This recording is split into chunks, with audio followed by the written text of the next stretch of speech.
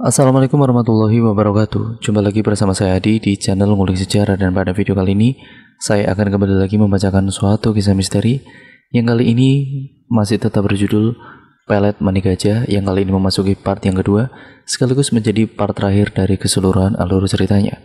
Jadi, untuk kalian yang belum menonton part sebelumnya, saya sarankan untuk kalian menontonnya terlebih dahulu agar kalian mengerti keseluruhan alur ceritanya dari awal sampai akhir. Cerita pada kali ini masih tetap ditulis oleh akun yang bernama Enlaila. Nantinya kalian juga bisa mengunjungi tweet beliau secara langsung ya teman-teman. Yuk, daripada kita lama-lama, daripada kita penasaran bagaimana kelanjutan ceritanya, sekaligus bagaimana akhir dari cerita ini, mari kita langsung saja menuju ke kelanjutan ceritanya. Perhatikan baik-baik karena ceritanya akan saya mulai.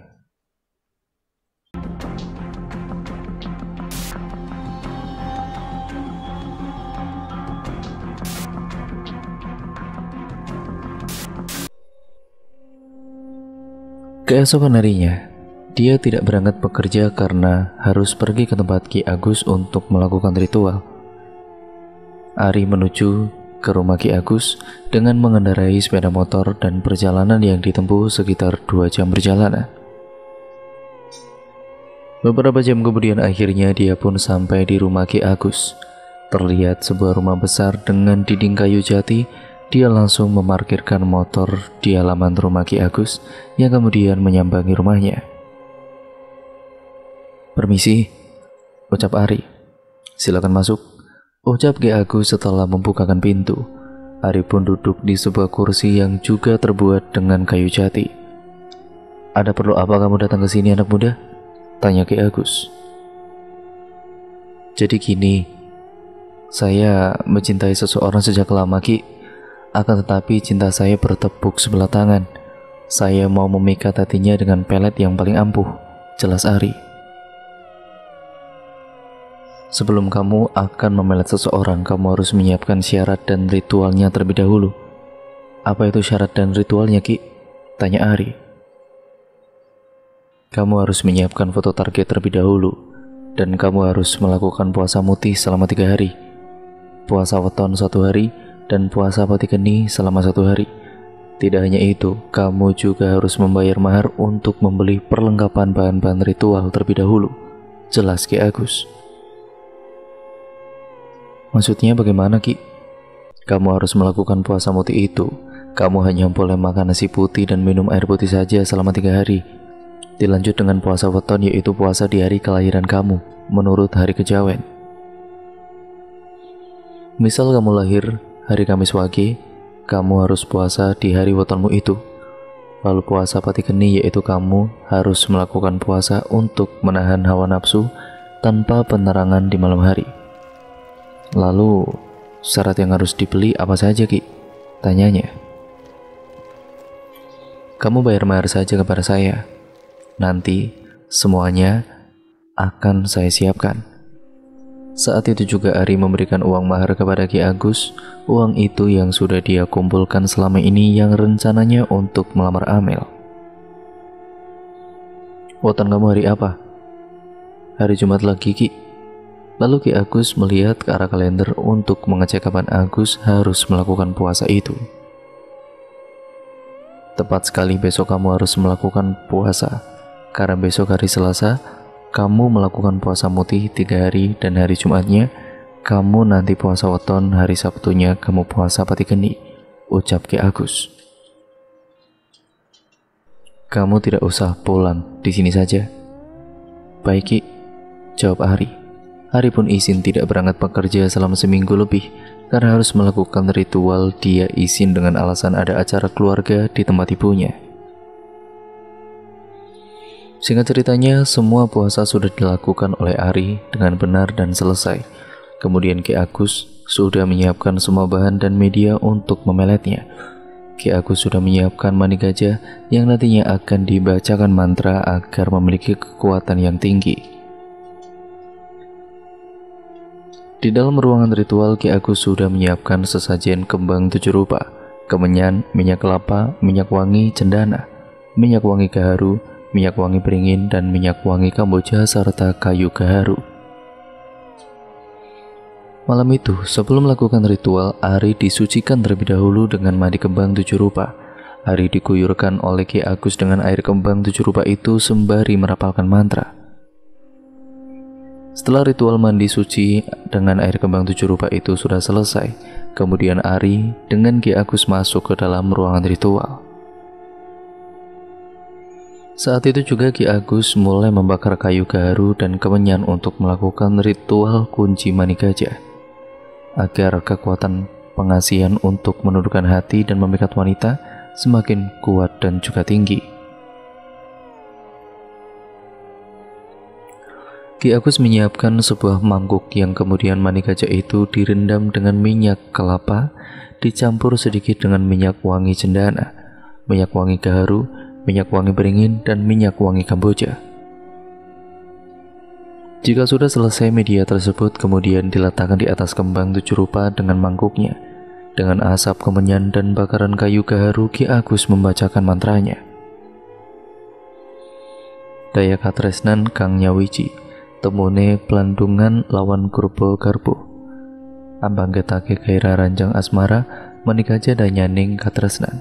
Manikaja naklukane tresno, kekuatan kinaib kaimpun berkah kersane Gusti. Begitu ya kira-kira bacaan mantranya ya teman-teman. Saat itu Ari hanya bisa melihat ritual yang dilakukan oleh Ki Agus, dan saat itu juga seketika di dalam ruangan ritual tiba-tiba ada hembusan angin yang sangat kencang sekali masuk ke dalam ruangan, membuat bulu kuduk Ari berdiri dan juga merinding. Saat hembusan angin kencang masuk ke dalam ruangan ritual tersebut, ternyata sosok kodam yang dipanggil Ki Agus masuk ke dalam media pelet, sehingga nantinya pelet mani gajah itu akan memiliki daya pemikat yang tinggi, menundukkan sukma pemikat cinta.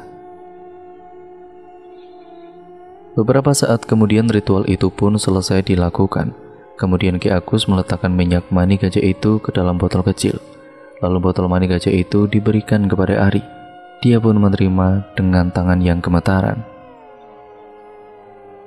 Bawalah minyak mani gajah ini, lakukan ritual sendiri di rumah selama 21 hari untuk mendapatkan hasil yang maksimal dan dapat memikat hati wanita yang kamu cintai itu, ucap Ki Agus. Caranya gimana, Ki?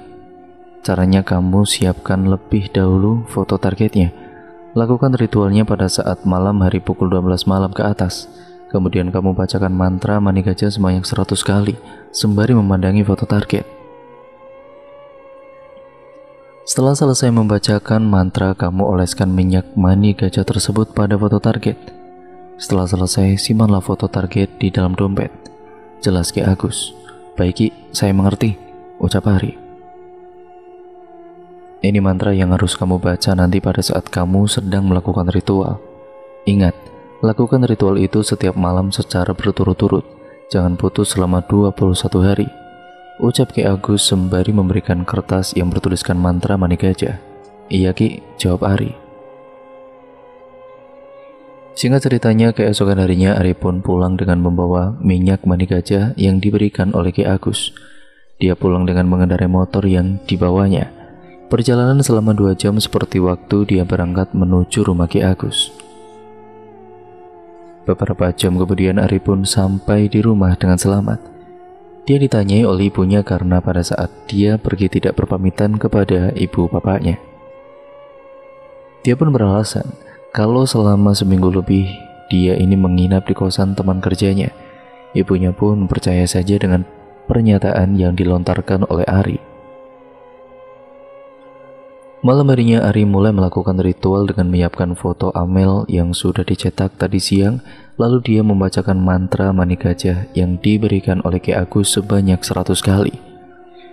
Ari melakukan ritual itu tepat pada pukul 12 malam. Nah, ritual yang dibacakan oleh Ari bunyinya seperti ini. Owa kingsir sifating urip kang owa marang katresnanku mancing dadi sawiji. Sajiwa lan sarogo kalayan jiwa rogone si Amel Agustin, anak turune Kanjeng Nabi Adam. Ora bisa selawase gesang. Begitulah kira-kira ya teman-teman. Dia terus membacakan mantra tersebut sebanyak 100 kali sembari memandangi foto Amel. Setelah membacakan mantra pelet mani gajah, kemudian foto yang ada di tangannya itu dioleskan dengan minyak mani gajah. Ari melakukan ritual itu selama 21 hari, yang kemudian foto Amel dia simpan di dalam dompet. Kemudian beberapa hari setelah melakukan ritual itu, tiba-tiba saja Amel datang ke rumah Ari. "Assalamualaikum." "Waalaikumsalam," jawab ibunya Ari. "Arinya ada, Bu?" "Ada, silakan masuk dulu, Nak. Ibu panggilkan dulu ya." Begitulah ucap ibunya Ari. Amel pun duduk di ruang tamu dengan perasaan yang sangat bahagia karena sebentar lagi akan bertemu dengan Ari. "Ari, itu ada teman kamu." "Siapa, Bu?" "Amel katanya. Nungguin di depan itu," jawab ibunya.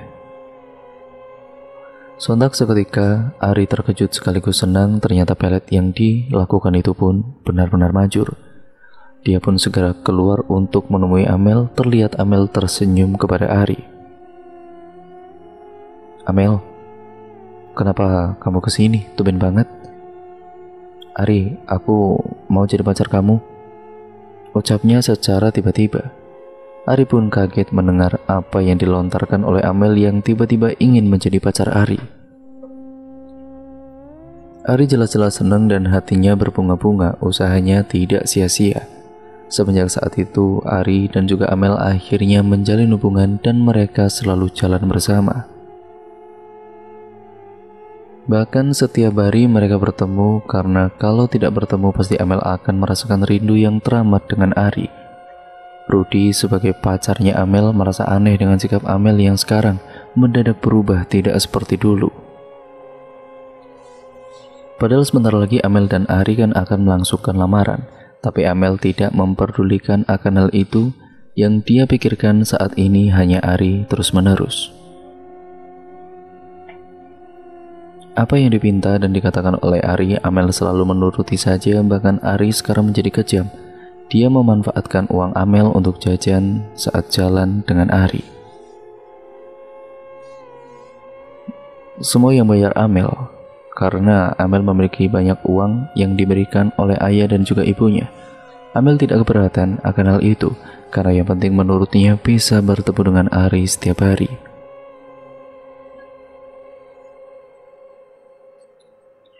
Setiap harinya Amel datang ke rumahnya Ari hanya untuk sekedar melepas rasa rindu. Suatu malam sebelum tidur, Amel selalu membayangkan wajahnya Ari. Dia sangat tergila-gila dengan Ari. Bahkan saat tertidur, Amel bermimpi melakukan hubungan intim dengan Ari. Dalam mimpinya, Amel merasa bahagia. Namun, anehnya wajah Ari di dalam mimpi itu berubah-ubah. Terkadang berwujud Ari, dan terkadang berubah menjadi sosok yang menyeramkan, yaitu sosok genderuwo. Saat sosok Ari di dalam mimpi berubah menjadi sosok genderuwo, Amel teriak-teriak ketakutan. Saat sosok itu berubah dengan wajah Ari, sesaat kemudian Amel menjadi kegirangan dan sangat senang sekali. Mimpi itu dialami oleh Amel setiap harinya setelah bermimpi berhubungan intim dengan Ari. Keesokan baginya entah kenapa Amel merasa bahagia dan ada kepuasan tersendiri. Namun tiba-tiba dia menjadi melamun sendiri. Saat di dalam lamunannya itu, Amel selalu merasakan gairah seks yang memuncak dengan Ari. Sehingga suatu ketika Amel datang ke tempat kerjanya Ari sepulang kuliah. Semenjak terkena pelet dari Ari, dia selalu tidak konsentrasi dalam mata kuliahnya. Padahal sebelumnya Amel selalu fokus dan konsen dalam melakukan mata kuliah. Akhir-akhir ini temannya selalu melihat Amel selalu melamun dan tidak mendengarkan penjelasan dari dosen. Bahkan sekarang Amel mendapatkan nilai yang buruk. Nilainya semakin turun karena selalu memikirkan Ari setiap hari. Amel biasanya menunggu Ari di gerbang pabrik pada saat sore hari.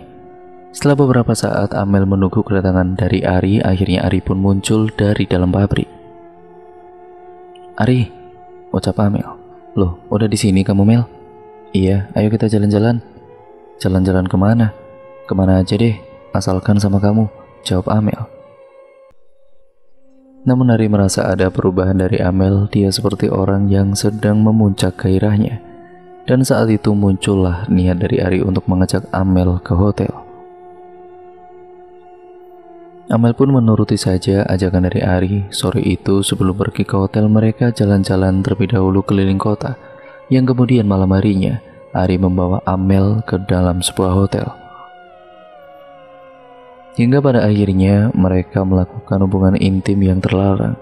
Amel juga mau-mau saja memberikan keperawanannya itu kepada Ari. Karena Amel sudah sangat tergila-gila dengan Ari dan akan melakukan apa saja untuk Ari. Mereka pun akhirnya pulang sampai rumah pukul 9 malam. Ari mengantarkan pulang ke rumahnya Amel. Amel ditanyai oleh orang tuanya, dan kedua orang tuanya juga terlihat tidak suka dengan Ari. Karena akhir-akhir ini Amel jadi sering pergi dengan Ari, padahal Rudy selalu berharap Amel kembali seperti dulu. Malam itu sepulangnya dari hotel, Amel langsung mandi membersihkan badannya. Saat di dalam kamar mandi, dia bernyanyi-nyanyi ria, namun tiba-tiba terdengar sautan wanita yang menyanyi juga. Seketika Amel berhenti mengguyur air, terdengar suara wanita bersenandung dan membuat bulu kuduk Amel berdiri merinding. Dia pun segera menyelesaikan mandinya. Saat dibuka pintu kamar mandinya, ternyata di luar tidak ada siapa-siapa dan terlihat kedua orang tuanya sedang menonton televisi. Padahal tadi suara itu terdengar sangat jelas di depan kamar mandi, akan tetapi Amel masih berpikir positif, tidak berpikir yang macam-macam, dan dia pun bergegas menuju ke dalam kamar untuk ganti baju. Malam itu Amel bercermin di depan kaca menyisir rambutnya. Dari belakang cermin dia melihat ada sekelebat bayangan hitam terlihat dari kaca, namun saat Amel membalikkan tubuhnya untuk melihat ada apa di belakang tubuhnya, tapi tidak ada apa-apa. Saat itu juga seketika bulu kuduknya itu berdiri semuanya. Seperti malam-malam sebelumnya, saat sebelum tidur, Amel selalu memikirkan Ari. Dia merasakan rindu yang teramat dalam kepada Ari. Padahal baru saja dia bertemu dengan Ari hingga melakukan hubungan terlarang itu. Namun entah kenapa rasa rindunya itu terus menggebu-gebu di dadanya. Sesekali dia membayangkan Ari, dia tersenyum-senyum sendiri seperti orang gila. Amel tidak pernah membalaskan pesan dari Rudy, calon tunangannya. Namun Rudy masih tetap setia menemani dan juga menunggu Amel apapun kondisinya. Suatu ketika Rudy datang bersama dengan keluarganya untuk menanyakan acara lamaran yang akan dilakukan, namun terlihat Amel melamun seperti memikirkan sesuatu. Dan terlihat acuh dengan kedatangan keluarganya Rudy. Menurutmu bagaimana, Mel? Kamu mau pakai kebaya warna apa? Tanya Rudy. Amel masih tetap terdiam, namun dia itu selalu melamun, tidak mendengar pertanyaan dari Rudy. Sontak ibunya langsung menepuk pundak Amel. Mel, kamu ngelamun terus kenapa? Tanya ibu sembari menepuk pundak Amel. Seketika Amel pun terperanjat dari lamunan karena dikejutkan oleh ibunya. Ada apa, Bu? Tanya Amel. Kamu itu kok dari tadi melamun terus, itu kenapa, Mel? Gak apa-apa, Bu. Ibu tanya apa tadi? Kamu nanti mau pakai kebaya warna apa saat lamaran? Tanya ibunya. Aku gak mau, Bu. Jawab Amel membuat semuanya kaget. Gak mau gimana, Mel? Aku gak mau menikah sama Rudy. Loh, kenapa, Mel? Kamu kan mencintai Rudy, kata ibunya. Sekarang aku udah enggak, Bu. Aku maunya sama Ari, pokoknya sama Ari, titik. Sementara di sisi lain bapaknya Rudy yang merupakan ahli spiritual dan mengetahui tentang hal klinik bahkan mistis seperti itu, melihat Amel memang ada aura ilmu hitam pada diri Amel. Tidak hanya itu, di belakangnya Amel juga terdapat sosok pengikut, namun Pak Kavi ini tidak mau bercerita ataupun menceritakan itu semua di hadapannya Amel langsung, sehingga beliau menyembunyikan apa yang dia tahu selama ini. Akhirnya, Rudy dan juga keluarganya terpaksa harus pulang karena Amel telah menolak Rudy mentah-mentah dengan alasan tidak logis. Di perjalanan pulang Rudy terlihat murung, ada rasa kecewa di dalam hatinya.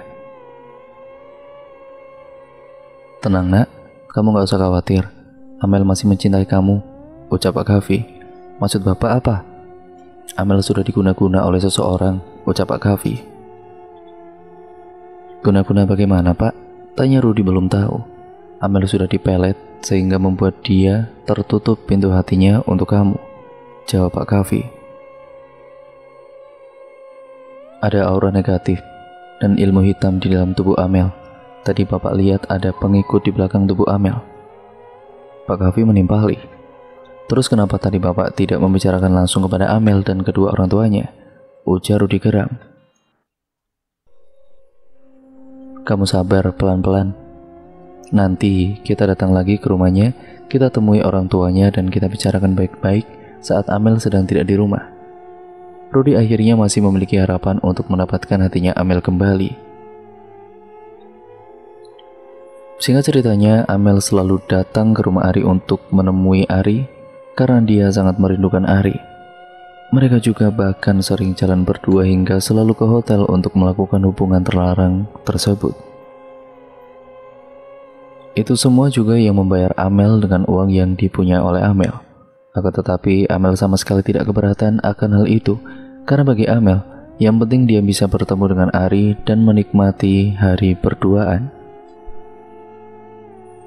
Suatu ketika saat sedang kumpul dengan teman-teman kampusnya, terlihat Amel sedang melamun sendiri, bahkan Amel melamun sembari senyum-senyum seperti orang gila. Mel, kamu itu kenapa sih Mel? Jangan melamun terus, nanti kesurupan, ucap teman-temannya. Enggak kok, jawab Amel terperanjat kaget. Orang jelas-jelas kamu dari tadi itu selalu melamun loh, tidak fokus. Padahal kita dari tadi sudah membicarakan tentang tugas yang harus kita selesaikan. Kamu malah gak nyimak, ucap teman Amel. Yaudah deh, aku minta maaf kalau gitu, kalau aku gak dengerin. Udah aku pergi dulu ya, kalian lanjut aja dulu, ucap Amel beranjak pergi meninggalkan teman-temannya. Kamu mau kemana Mel? Aku mau ketemuan dulu sama Ari. Selang beberapa saat Amel menghampiri Ari ke tempat kerja dan mereka pergi jalan bersama lagi. Amel benar-benar sudah terhasut oleh Ari. Dia selalu menuruti apa saja yang diminta oleh Ari. Entah kenapa sekarang Ari jadi jahat dan kejam tidak seperti dulu. Dia ternyata memanfaatkan Amel.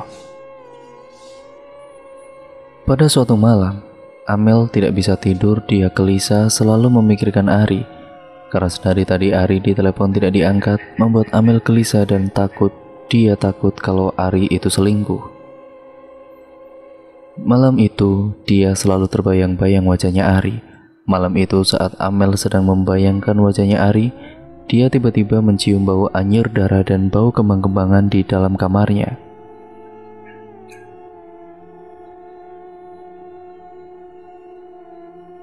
Serta ada hembusan angin yang datang masuk ke dalam kamar. Amel merinding. Dan tiba-tiba di hadapannya ada sosok yang menyeramkan, sama seperti yang dia lihat di dalam mimpi. Sosok itu dengan tubuh tinggi berbulu berwarna hitam, dengan gigi taring yang panjang dan juga tajam, serta kedua mata yang lebar serta melotot merah menyala. Sontak Amel ketakutan, tubuhnya gemetaran, dia jadi berteriak-teriak sendiri.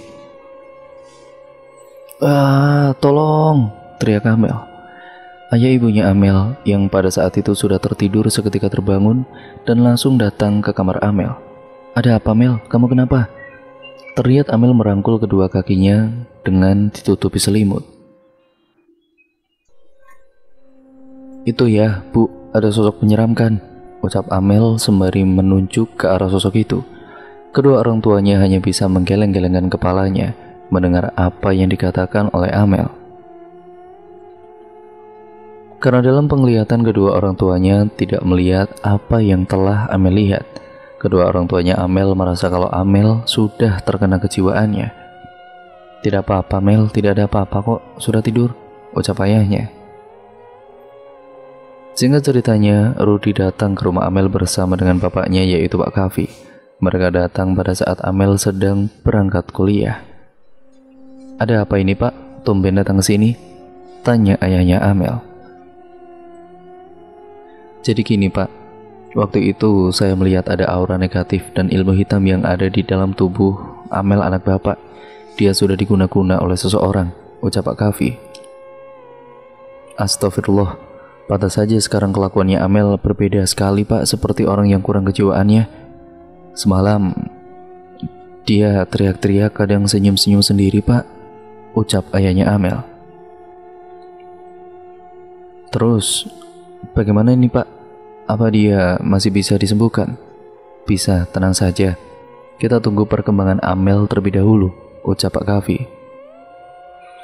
Sepulang kuliah, Amel datang ke rumahnya Ari untuk bertemu. Namun ketika Amel datang ke rumahnya, betapa hancurnya perasaan Amel karena Ari telah bersama dengan wanita lain.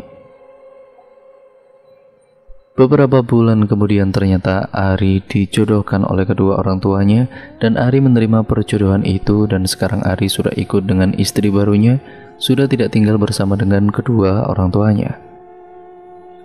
Namun Amel masih tetap saja datang ke rumahnya Ari, padahal sudah tidak ada Ari di rumahnya. Ari, brak, brak, teriak Amel di depan rumahnya Ari. Sembari menggebrak pintu rumah, membuat kedua orang tuanya Ari ketakutan dengan kedatangannya Amel. Amel semakin frustasi dan stres karena ditinggal oleh Ari. Bahkan sekarang Amel sudah kena gangguan jiwa karena tidak bisa bertemu dengan orang yang memeletnya itu. Dia sekarang jadi orang gila yang berkeliaran di jalanan. Sedangkan kedua orang tuanya Amel terus mencari keberadaan Amel. Mereka mencari ke sana kemari hingga akhirnya ayah ibu Amel dapat menemukan Amel di samping jalan raya.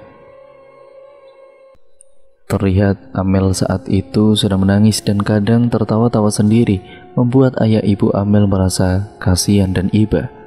Dengan paksa ayahnya membawa Amel masuk ke dalam mobil dan dibawa pulang. Ayah ibu Amel yang termasuk orang terpandang di desa, apalagi mereka seorang kepala desa, membuat para warga menggunjing tentang Amel yang sekarang menjadi gila, akan tetapi mereka tidak terlalu menghiraukan akan hal itu.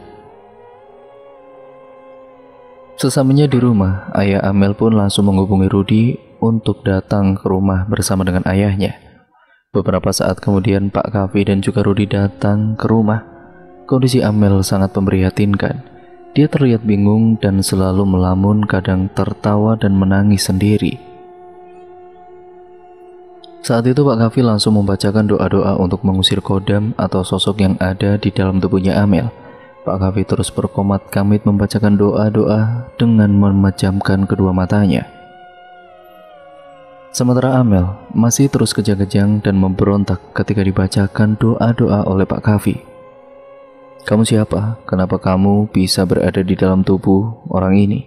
Keluarlah dan kembali kepada tuanmu atau mau saya bakar, ucap Pak Kavi. Sementara saat itu Amel terus memberontak dengan tatapan mata yang tajam, menatap ke arah Pak Kavi, namun Pak Kavi terus-menerus membacakan ayat-ayat suci Al-Quran itu. Hingga pada akhirnya Amel pun ambruk pingsan saat sosok yang ada di dalam tubuh Amel itu keluar dari dalam tubuh, dan kemudian Pak Kavi meminta kepada ibu Amel untuk menyiapkan segelas air putih dan juga siapkan air kembang 7 rupa. Setelah semuanya disiapkan, sesaat Amel sadar, kemudian Amel dimandikan dengan air kembang 7 rupa tersebut, dan perlahan-lahan sembari Pak Kavi membacakan doa-doa. Saat kuyuran pertama, Amel merasakan kepanasan hingga dia meronta-ronta. Terlihat asap tebal keluar dari kepala Amel, dan siraman kedua, Amel menggigil kedinginan yang keluar dari kepalanya. Asap yang tipis, tidak seperti yang pertama. Siapkan air perasan beras dan daun kelor, ditumpuk jadikan satu dan kemudian diaduk, perintah Pak Kavi kepada ibunya Amel. Tubuh Amel masih terlihat linglung, belum pulih sepenuhnya. Setelah dimandikan dengan kembang 7 rupa, kemudian segelas air putih yang sudah didoakan oleh Pak Kavi kemudian diberikan kepada Amel. Minum ini dan sisakan untuk membasuh muka, ucap Pak Kavi. Amel pun kemudian meneguk air putih itu dengan perlahan-lahan dan disisakan sedikit. Sisa air putih itu kemudian dibasuhkan ke wajahnya Amel. Dan alhamdulillah perlahan-lahan Amel sudah sedikit sadar. Dia mengenali Rudy seperti dulu lagi.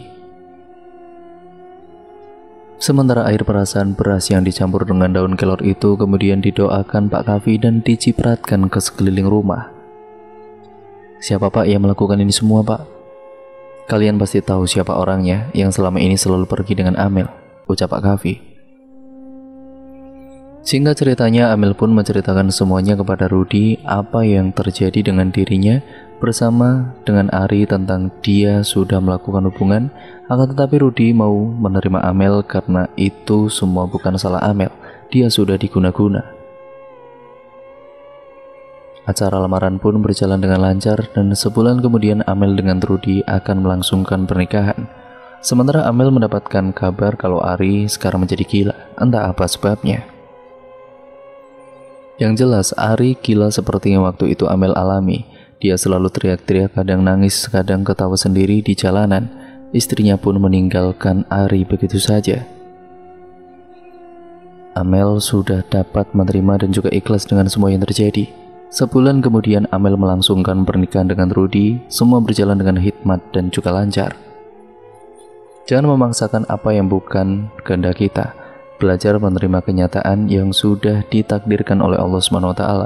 Kalau memang bukan jodoh, mau pelet atau diapakan pasti akan pisah juga. Sedangkan kalau memang jodoh, sejauh mana kita pergi kita akan selalu dipertemukan. Semoga kita dijauhkan dari hal-hal seperti itu dan selalu dalam lindungan Allah SWT. Dan cerita pun akhirnya selesai sampai di sini ya teman-teman. Terima kasih untuk kalian semua yang sudah menyimak video kali ini dan cerita kali ini. Bagaimana menurut kalian cerita kali ini? Semoga kalian bisa mengambil hikmah dan pembelajaran yang ada di dalamnya. Untuk kalian yang belum menonton part 1, saya sarankan untuk kalian menontonnya terlebih dahulu. Dan tenang, nantinya juga ada full version dari keseluruhan cerita ini. Jadi tidak berpart-part ya teman-teman. Jadi gabungan dari part yang akan jadikan menjadi full version. Terima kasih ya teman-teman, kurang lebihnya mohon maaf. Untuk kalian yang belum subscribe channel ini. Nyalakan tombol lonceng notifikasinya agar kalian tidak ketinggalan video terbaru selanjutnya dari channel ini. Sekian, terima kasih, kurang lebihnya mohon maaf. Video ini saya akhiri. Wassalamualaikum warahmatullahi wabarakatuh.